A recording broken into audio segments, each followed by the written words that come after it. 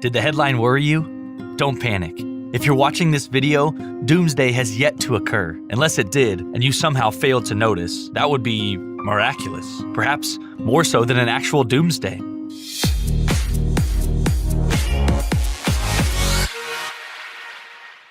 Number 9. February 1st, 1524. A flood in London would signal the end, said some London astrologers in June of the previous year. Some 20,000 people abandoned their homes and workplaces in preparation for the expected flood. Rich people hurried to their homes in the heights. The reasons for this specific date were myriad. There was a grand conjunction in astrological circles causing massive tides. The recent development of the printing press allowed leaflets to be circulated in mass, spreading the panic. Keep in mind that astrology at this time was considered a perfectly rational scientific field. Nowadays, we put faith in astrology regarding our love lives, among other areas, although why it would be any more accurate in these cases than in others is questionable. It's reported that arcs were built as far away as in Germany and Italy by those who could afford to do so. Moving forward past 1524, what was the weather like in reality? According to historical records, that year was unusually dry. Number 8. The Prophet Hen of Leeds, 1806. In 1806, English criminal and alleged witch Mary Bateman hatched a doomsday hoax involving a chicken. I wouldn't have thought of that one myself. A hen reportedly laid eggs on which were inscribed the words, "Christ is coming." This miraculous occurrence was soon revealed to be false. Bateman had been inscribing the eggs with corrosive ink, and then the following information will inflame animal rights activists, forced them back into the hen's body. I'll stop at this point on Bateman because her personal doomsday was ghastly and completely unrelated to the real thing. Number 7. April 23rd, 1843. William Miller's great disappointment. New England farmer William Miller declared to those who would listen that the date chosen by God to destroy the world could be discovered by a strict, literal interpretation of the Bible. He wasn't particularly stringent with himself on the timeline. According to Miller, the day would occur sometime between March 21st, 1843 and March 21st, 1844. His thousands of followers, known as Millerites, took this year to dispossess themselves of their possessions. I don't understand the rationale for this either. If the world really ended, what would the saved do with the money gained from selling their belongings? What would the dupes who bought these items do with them if everything and everyone in the world was wiped out? I guess the Millerites thought they were getting the better bargain. The day came and the world didn't end. Millerites determined on a new date, April 23rd, 1843. Still, no conclusion to life as we know it on April 23rd. The group eventually disbanded, but some former members went on to form the Seventh-day Adventist, which exists today marginally. Number 6. 1910. Halley's Comet.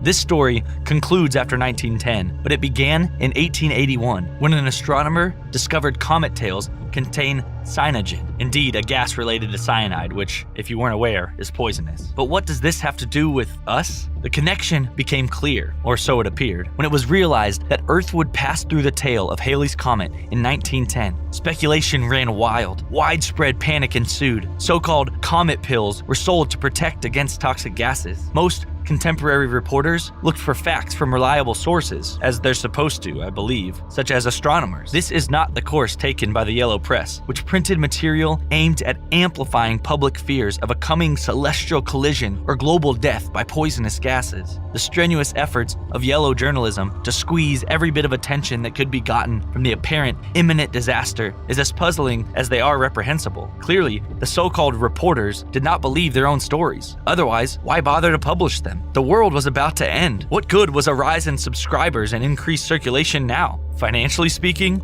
a lot.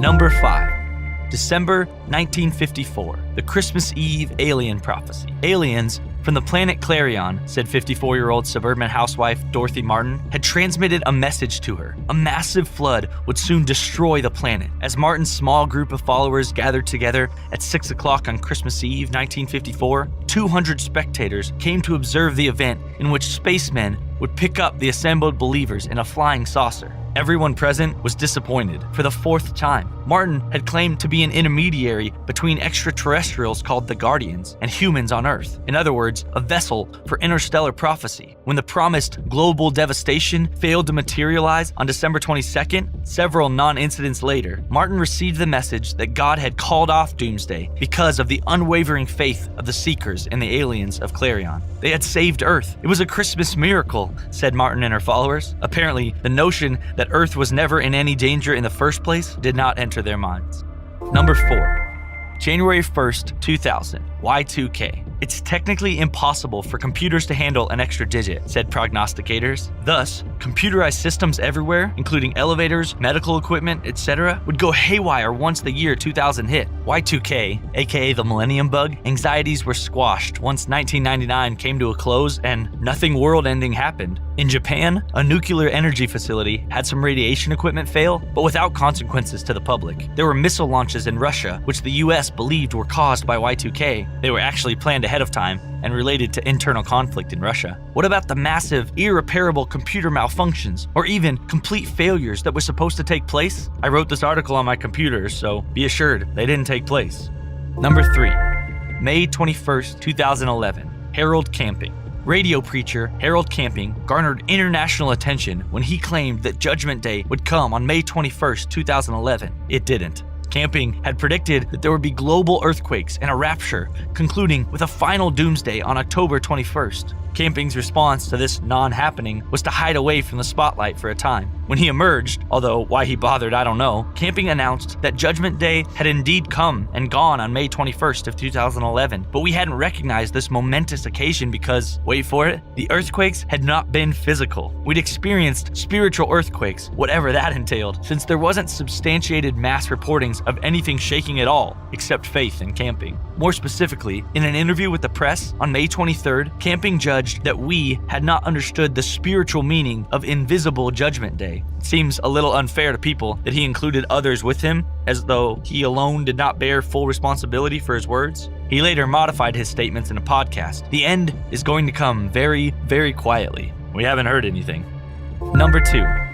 December 21st, 2012, the Mayan calendar. The Mayans, who ruled over an empire in Mexico and Central America until around 900 AD, used 3 calendars. One ended on December 21st, 2012. This laid the very unscientific, honestly, which doomsday prediction is, foundation for the impressionable to believe that the world would end on that date. What did a Mayan calendar have to do with doomsday in 2012? Simply because a civilization is ancient, its knowledge, shockingly enough, is not necessarily present or accurate. And when ancient peoples do get predictions right without relying on popular superstition, take into consideration that modern man, amazingly well-informed and advanced as he is, well, some of him, is prone to misinterpretation and plain stupidity. Case in point, the least unforgivable of which is planning for survival, except entire families are going to be stuck eating canned foods to come if they don't want to have wasted their purchasing craze. People partied with an attitude of enjoy life while you can. You won't be living it much longer, and has become typical in moments of international crisis, during which time their opinions add little to nothing to intelligent conversation. Celebrities tweeted. Interestingly, the views of ancient Mayans on this doomsday that didn't happen has not been uncovered, likely because as a civilization, this people mysteriously disappeared into the mists of history.